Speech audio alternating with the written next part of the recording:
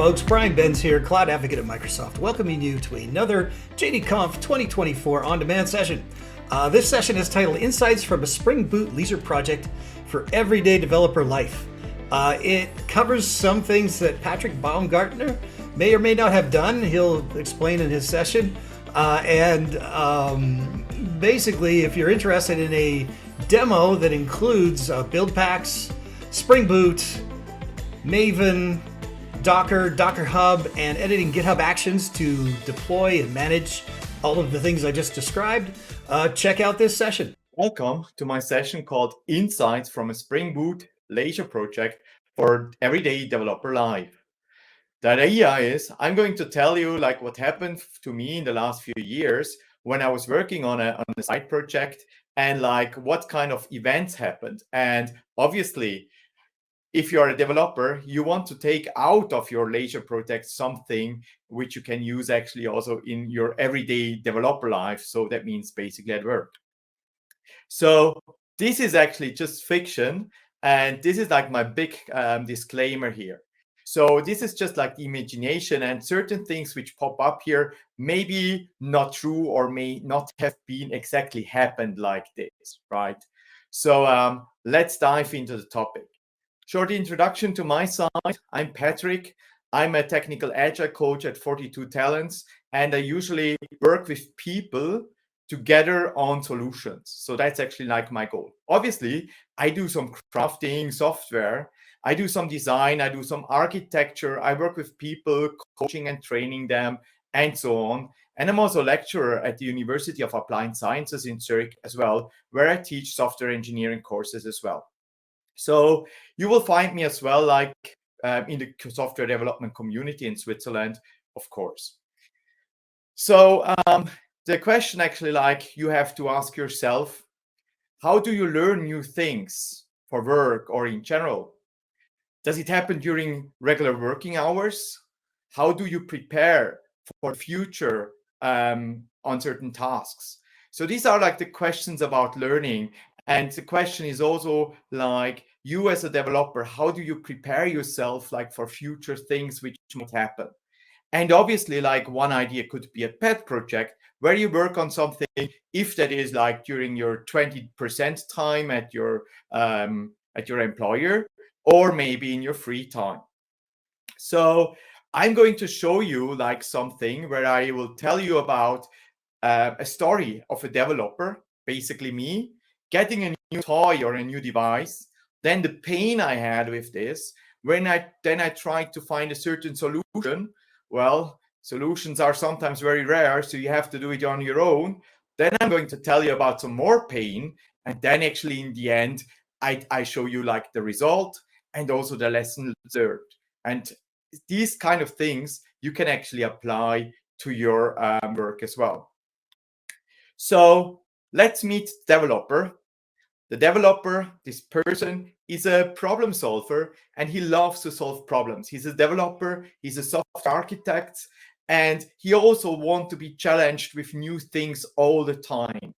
But as you can imagine, certain people are getting older. That means they have family and a full-time job. So it's difficult to like tinker around during some free time. Maybe the free time is around the Christmas holidays where you have plenty of time doing things. Maybe also not so much, but of course more than usually you would have. And then, of course, you might get a new toy or a device for Christmas. So that would be a perfect thing to start your journey. Great. So let's start with the first topic, actually, like getting a new device. I got a new device like this. So this nice device actually is a display which is connected to the Wi-Fi. And it can actually get some pictures. It can display the pictures on the display. And then actually also there's a hard turning around when these kind of messages or pictures arrive on the device. So you get notified. If you like actually the picture, you can actually also turn on the picture and provide the sender like a feedback saying, I like that message or something like that. this device is actually a new idea or a new perspective on a postcard, on a digital postcard. And as you can see, you have plenty of possibilities to send this kind of postcards to your beloved ones. So when you get such a device, which has a really nice intention, there is actually like a big pain. And for me, the big pain is actually like the mobile application. So the mobile application actually is like heavyweight, it's slow, it's full of gamification, and you can basically customize all your postcards with text and other things. And that makes it slow. So that means like I'm dealing with sending these pictures or these kind of postcards. I'm spending like 5 minutes to create one, and that's like way much, right? My intention usually is like, I want to tell my family, for example, where I am. So I take a picture, I want to send it straight directly to them without all the hassle, right? So basically, you have this application which is huge, which gets updated all the time, and all the things around it, it's something I don't like. So my question was like, how can I fix it? How can I make the whole process a bit faster? Hey, I'm a software developer, so there might be some solutions out there how we can fix this. So like thinking of this, different options, maybe like you name it, right? You go to maybe Google and you Google and search for some source code. You will find some GitHub repositories where other developers try to mimic the product I got. So they also like got their own love box. They were like doing it themselves, and even like they provided some software as well on a GitHub repository. But it didn't fit my purpose because I had the device already.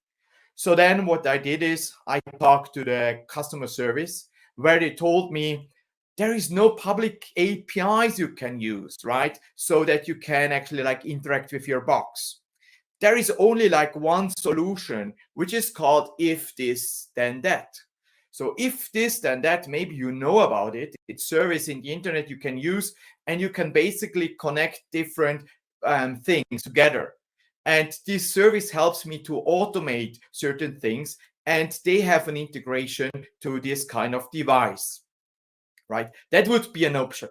But I was not super happy about that because I'm a developer, and the integration, if then this, then that, was not so nice. I thought I want to do something on my own. So you can imagine that there must be something else around this. So then actually I took the road and tried to do it myself. So the idea was actually, since nobody gave me some documentation, or even I couldn't find any documentation in the internet, I did some reverse engineering on the application. I have never done that before, and I realized that basically doing some reverse engineering, where I did some decoding of the Android app, did some steps, did some unpinning of the certificates, and then actually like repackage the whole thing, it's basically a 10 minutes task. Unbelievable, but actually it's manageable within a few minutes, and you have already like an unpinned certificates application where you can put a proxy in between and like record all the network traffic which is going on from your mobile application to their services. So I found this kind of neat project which is called APK Lab, which is a Visual Studio Code extension. So that means like you can install it within a few minutes, of course, and the whole tool chain which is needed behind the scene is as well installed out of the box. Right. So when you like take now the APK, so the artifact you would install on your mobile device via Play Store, you can actually also download that from other sites. Then you would do the processing, and then you would do the installation back again onto your mobile device. So you can actually like record all the communication which is going on. And I did that. I was actually like seeing all the packages going forth and back between the mobile application and the server on the other side. And I realized it's quite simple what's going on here. I just have here a few requests shown here, especially like the login request, where you see it's a very easy way how to get a token. And with the token afterwards, you could use their GraphQL API to like do further calls. And these calls were used basically to upload the images, but also to get the status if the image was read by the user, by the end user, or for example, if they have turned the heart to give you feedback. So you could basically like collect all the information about the requests being done of the application. And that means like if you can then create such a thing like a curl expression or a curl command where you would call this API, you can actually also create something like a Spring Boot application. And in my way, I would use a Spring Boot application because I'm a Spring guy. So I'm doing quite a lot of Spring and Spring Boot applications. And I thought I'm super fast in doing this by using Spring Boot, using something like the Spring Cloud Open Vein Starter, which is nothing else than an abstraction over the HTTP client. I have used as well some starter for a Telegram bot. I'll tell you in a second about this. I use a library to do some image scaling. And then as well, I'm building a Docker container because I need to publish it somewhere. And of course, I use the GraphQL API behind the scenes, which I call to do all the uploads. So coming back actually to the Telegram bots, my idea was to make it more smooth, was actually like instead of using the original application, just a Telegram bot where you would send to the bot a message. You can maybe add some text to it, so you can render some text over the image, and then basically send it directly to the services behind the scenes. My Spring Boot application actually like looks quite simple, as you can see, where I just like added a few starters. I do some scheduling. I need my Vein clients. I have some configuration properties. And of course, I'm using the Telegram starter as well to do this kind of integration. And the Telegram starter is super simple because this really helps me to do all the communication behind the scenes. What you have to do, of course, is actually like you have to contact the bot father. The bot father is a user in Telegram where you could create a new chatbot. And you get a username and a token, so you can actually work as a bot. And you can work with all these things from the Telegram infrastructure. So that's a necessary step so that your application can actually like retrieve the messages which were sent to your Telegram bot you have been creating, right? Now then actually like we get to the next step where we ask the question where to host the application. I mean, there are like many ways. It could be like a cloud provider, but also like there are many other solutions for this. I was thinking I want to have something like super lightweight, and maybe I don't want to deal with the builds for my hobby project from a cloud provider. So I was basically thinking if I can use some other options to do that. Of course, you have all the big vendors out there. Then I thought maybe I want to do it like on something like this. So I have a NAS running at home where I have the capabilities also to run Docker containers. And I just can deploy the things like in an easy fashion there, right? Obviously, it's not the same thing, but it's probably just good enough for a service like IRAM. I'm using then as well from Spring Boot some other technologies, like for example with Buildpacks, I'm creating the Docker containers out of the box. And Buildpacks in general is just an awesome technology.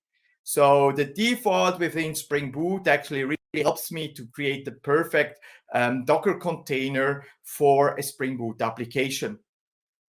Then actually like the last image on the slide at the bottom, you see a tool called Watchtower. Watchtower is for me the easiest way actually like to update an up and running Docker container.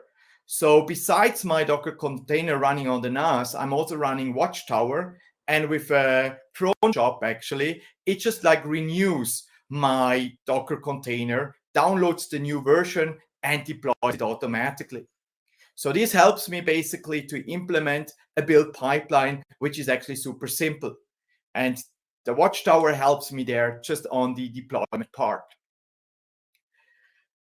Let's go into the things actually like which really were terrible for me because I had to learn a lot. I spent roughly 2 nights of debugging on a very dumb problem because my big problem was I could not add emojis on the image.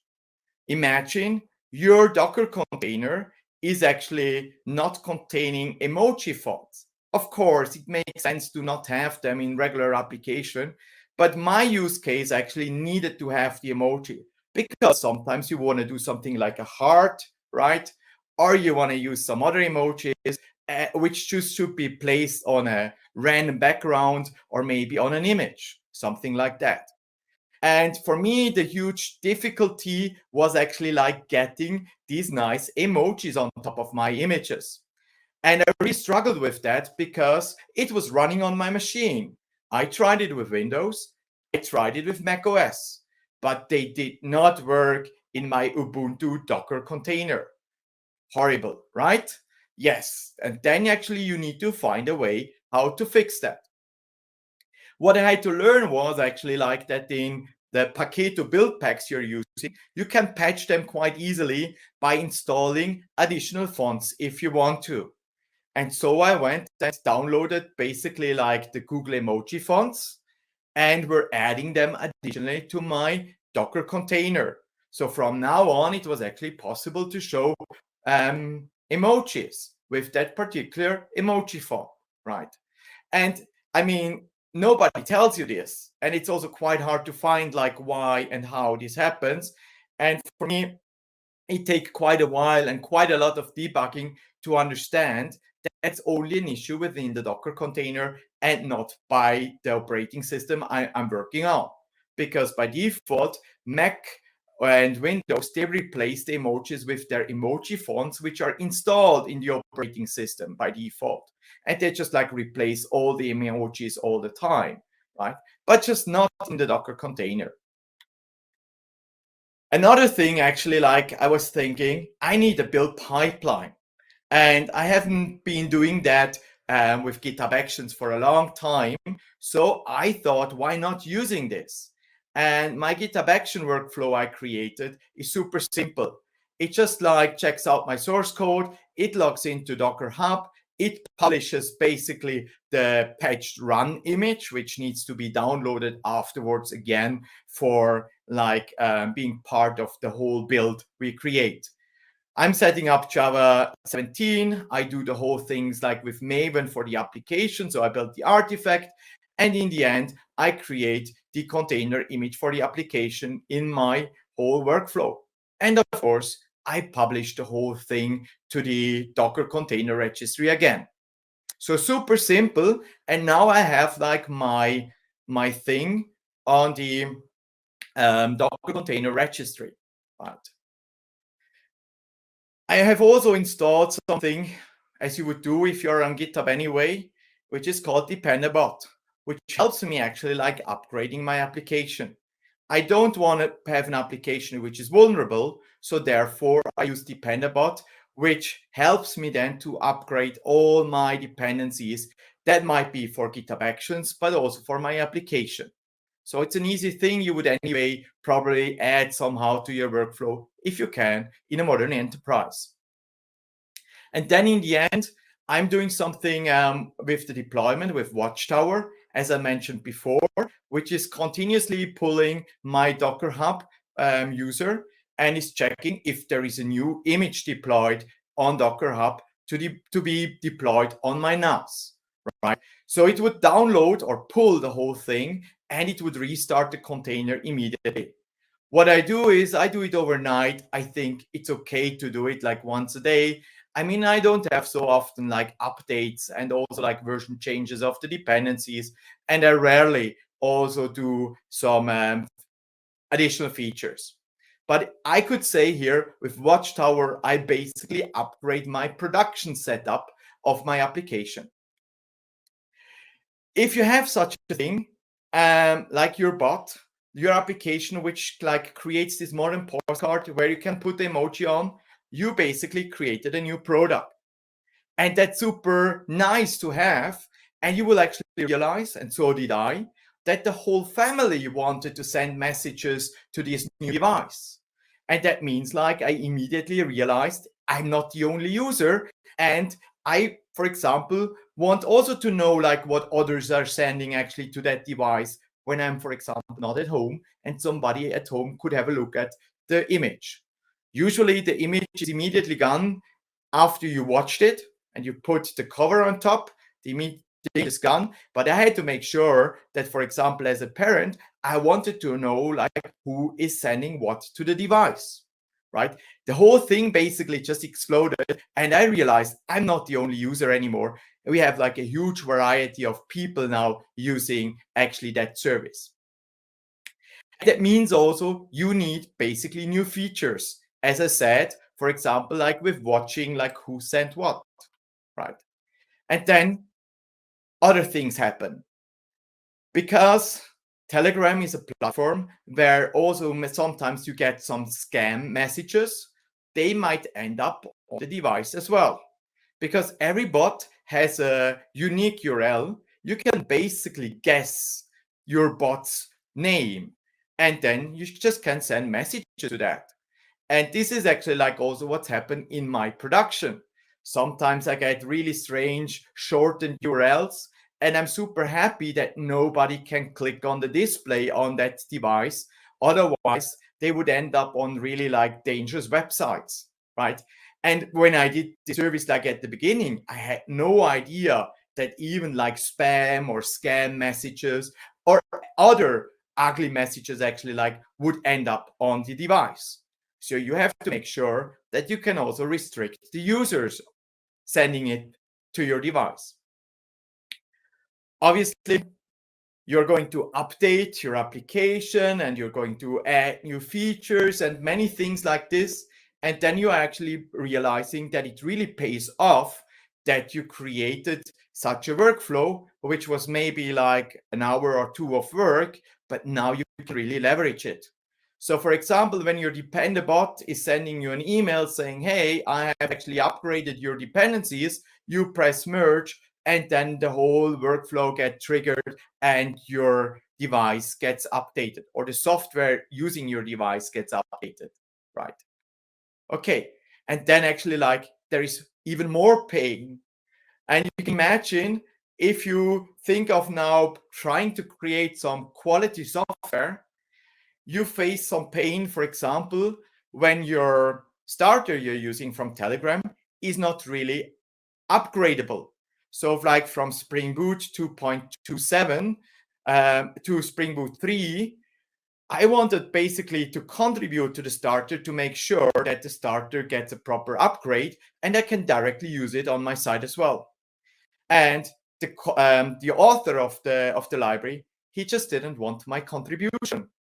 I was even like writing on several issues, like how to do it and why, and was like mentioning several things, but he just ignored my contribution. So I was really sad actually like to have still some workarounds in my application.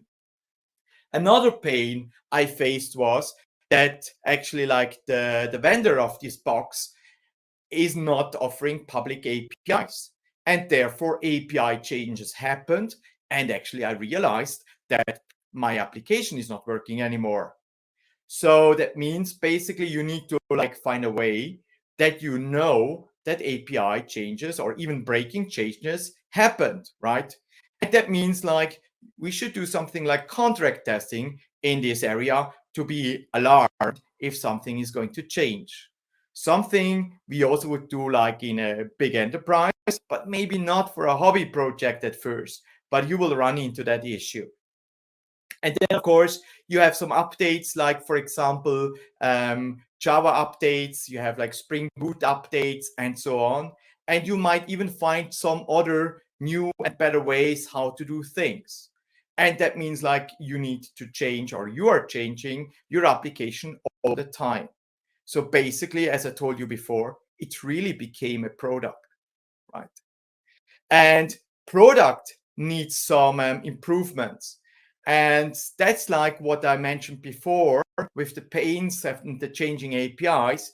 I would actually go and start now doing some producer-driven contract testing. I need to make sure that error handling is done better. I need to have better logging and monitoring, and so on and so forth, because you want to be notified when something is happening, of course. And then actually, like, getting to the last part of my presentation, it's about lessons learned. And as we know, actually, like from the Agile Manifest, there are so many ideas which we would now consider as like the state of the art. And this kind of like hobby project also proved that in software or in code is the truth.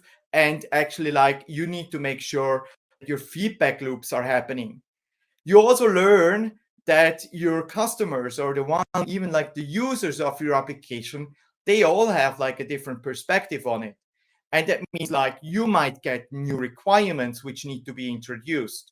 And somebody like just maybe uses other emojis which are not supported by your emoji font. Or maybe they want to do some other things as well. And therefore, probably you're going to add features and so on. And the question is like, what do you consider as the product? Do you consider the product as finished or not? Or do you still want to continue developing your product, right? So for me, actually, like, the thing is, this nice pet project was a way of learning a lot of things regarding containerization, for example, like doing the deployment, staying at heart a real craftsperson, keep it simple and not stupid, but simple, simple, simple, right? And there were other things actually I've learned throughout the whole project.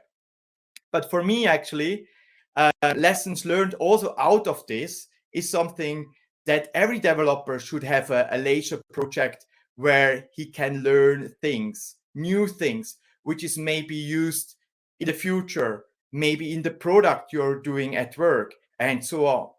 But for me, it's actually important that every developer has a playground. The project or the product I'm working on, which goes out to live, customers are paying for it. That should not be the playground for developers. We should have our own playground to try new things, which is like a safe and secure space, but it should be not the product we are working on for money, right? Happy coding. Thanks for watching. Check out this and more at jdconf.com.